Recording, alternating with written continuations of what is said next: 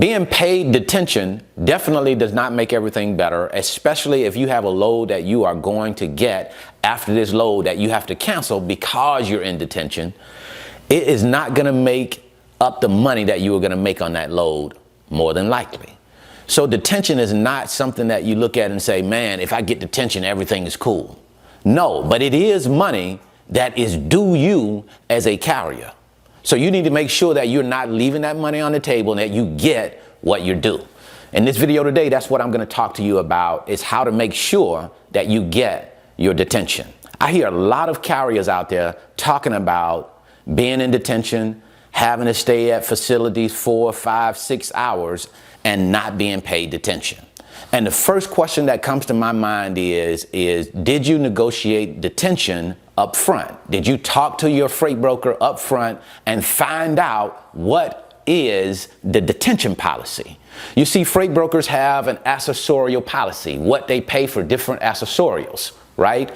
And technically speaking, the shipper is paying for that accessorial policy. So you need to know from the broker what is the amount that you're being paid for, say, for example, detention. What is the rules around detention, right? Because if you don't know what the rules are, then when you get in that detention space, then they can make up anything and tell you this is what it is.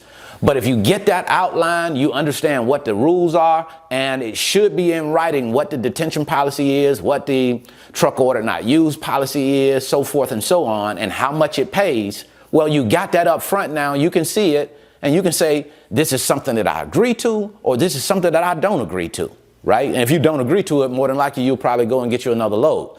But at least you understand what the deal is up front, instead of waiting until you get into detention and then things be made up on the fly. Even the amount that you get paid may be different when you are in detention as compared to you asking that question before you go into detention, right? So make sure that you understand what happens if you happen to go in detention. How long do you have to wait before detention starts? What is the amount that detention will pay?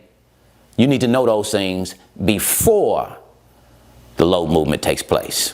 That's what I wanted to share with you today. Certainly hope this information was helpful. If you're interested in learning more about the freight broker business, I'll leave a free link in the description box. It's a link to the 5-video series, brings you into the office with me, and you can watch me as I move loads, talk to shippers and carriers, so that you have a better understanding of how it works. And of course, that's via video. So click on the link to get that 5-video series.